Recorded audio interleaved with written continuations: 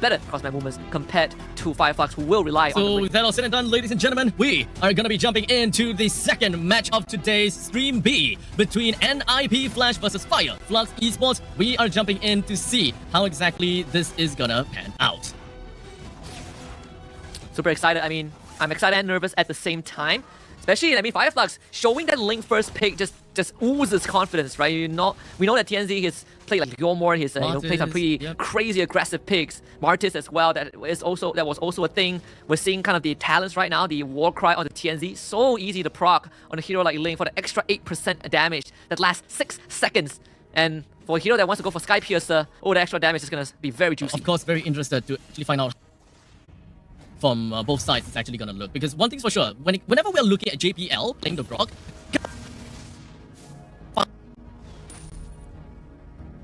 get information. This guy will always be in the enemy's faces, but this time things are starting to look a little bit different, because it doesn't seem like he wants to go that aggressively, because the early game of NIP Flash just can't really seem to supplement the amount of aggression that he would want in the early stages. I think at the same time, you also want to keep the lane for Curtizi, right? Like, sure, the wave's going to be pushing in, but Faramis Ghost Bursters takes care of it very fast, so nothing much is going to be lost for NIP Flash. But now, they got to get Curtizi his nether realm before the first turtle spawns. And Hades, he's already taking point there. And while he's doing that, TNZ is going to start farming out more camp. Hopefully, it's going to hit level 5 for the turtle, and yeah, it's going to be a level ahead of Hades. Challenging, yeah, definitely more challenging. Not at level 4 just yet, but they understood.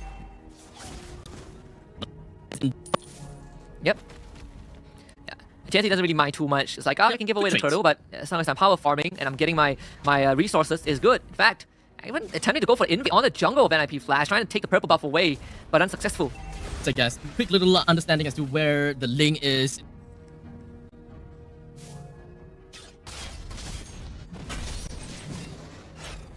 And it's all up to NIP Flash to figure out what. Yeah, even the bottom lane, right? Some Trace Diablo basically winning out the lane in a very minor manner. In terms of XP, it's definitely ahead of Alien.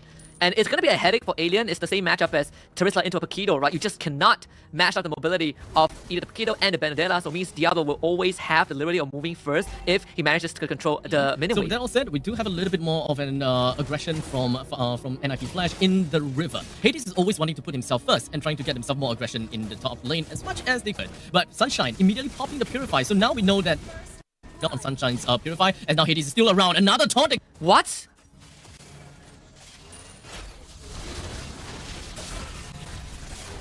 Top lane, as now they do have the Lecter Final Blow plus invades on the opponent's side, finds TNZ, focuses down to make sure the Testament of Blade has been used as well. Alien joins into the fray. Diablo gets himself out of the final hit coming in from the Alien's last shots, but Diablo, he's not going to be going down just yet, because Curtizi, he is going to be coming in with the nice little ult to make sure that Diablo stays alive.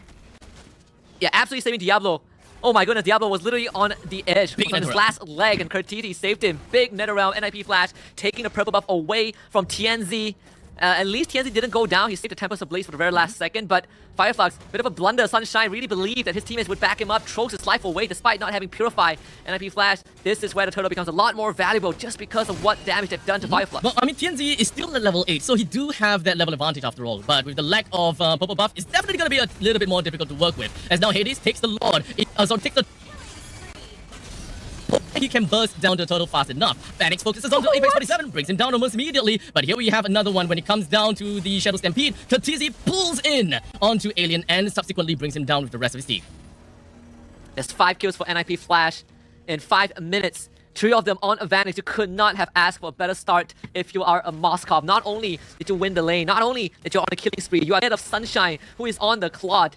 NIP Flash already establishing a solid lead in this early game, and that makes the life of TNZ so hard because NIP Flash, they're gonna keep invading. Yep, that is the power of this Grok over here, constantly giving information and is not even afraid of that of Apex 47. And yep, well charge connecting on TNZ, and sure, don't get the purple buff.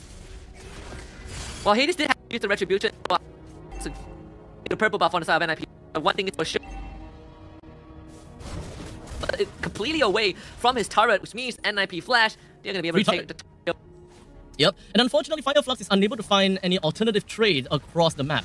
Losing the top lane first tier defense turret, they can't find anything in the bottom lane as well, as they lost the first tier defense turret in the bottom lane too. NIP Flash definitely will be looking out for another kill, or perhaps bring down the middle lane too. Apex 47 pretty much stuck. He's forced to use the flicker, but a spear of destruction connect down to Apex 47 allows Manny to go over to the front lines. And indeed, Alien didn't manage to put on a very big penalty zone, but because he wasn't able to do much from that point on, they don't have the damage. Let's talk about Diablo and his Petrify. He electro final blows and immediately cancels the Blazing Duet with the Petrify, completely just squandering Fireflux's damage capability. If Sunshine had a bit more time to do out his ult, that could have been different. So Diablo right on the mark with his battle spell. NIP Flash looking for the third turn of the game. I have to say that NIP Flash's Diablo may actually have a lot of job on his hands when it comes down to his Petrify. What? The electro final blow allows him to just go over to the backline so much, so he can actually look out for to deal with Rosa or to pretty much deal with Sunshine. But for now, Rosa immediately pops down with the feathered airstrike. Was hoping he will be able to do much, but with no ultimate for this upcoming fight, things are definitely going to be bad, as the Nether Realm is just going to be popped. The TNC is just going to be losing out his Nether Realm by the hands of TNC, but it's not going to be that big of a deal, as Diablo with the final blow brings Alien down, and the rest of the members from the side of Fireflux now forced to move backwards. And this is where we finally start to see the problem of Fireflux's draft. The glaring weakness, right? It's so one-dimensional. I press my ult, my teammates press their ults, we win the fight. But if we don't, we just don't have the resources to continue fighting extended fights. In the meantime, TNC was hoping he would be able to do something! Petrify! What was the Petrify? Out of absolutely nowhere, he knew he could bring TNC down. And with that combination together with the wild charge, boy! Wow! El Diablo in the house, baby! This man is clearly reawakened on his main stage. NIP Flash 9-0 over Flux Esports, 7k gold lead. We gotta look at this replay because this was after two major ultimates were used by Flux, and NIP Flash knows they have got Flux by the throats. Flux just does not have the resources to fight Diablo with a fat flank. They shut down Flux Esports and they get more afterwards. Kurt Teasy, 7 assists and a glowing one under his belt. NIP Flash in full control. We're looking at close about 6,000 gold lead in favor for NIP Flash, and all of the money bags all around the Land of Dawn is slowly flowing over to the side of NIP Flash because they're just bringing down all of the available turrets that they can. They're trying to choke out on the TNZ with all of these buffs and making sure that he's unable to do anything at this point in time. Oh my goodness, if only Diablo had Petrify, he would have 100% locked TNZ down. But still, Diablo completely out of control right now. They're trying to catch him. Eye for an eye! Out of the implosion and fights back at Apex 47. What a play! Diablo is on point today. What do you do? This guy is a monster. Even though he burst in the glowing one and the lethal ignition. This game is completely out of control for Flux Esports. Still a perfect streak for NIP Flash. Lord in the hands of the Singaporean representatives, looking to just put a mark on the stage. This is one thing that no one would have expected. Coming into 10 minutes into the game, Fireflux not getting a single kill, a single objective, and everything has been one-sided over to NIP Flash. I mean, of course, it's still too early to say anything because we saw what Falcon Esports did to Cloud9. But would that be a repeat of what we see in this new series, though? I mean, I said that Fireflux are the favorites. I stick by that, but I love to see upsets. But this one, NIP Flash, they came more than prepared.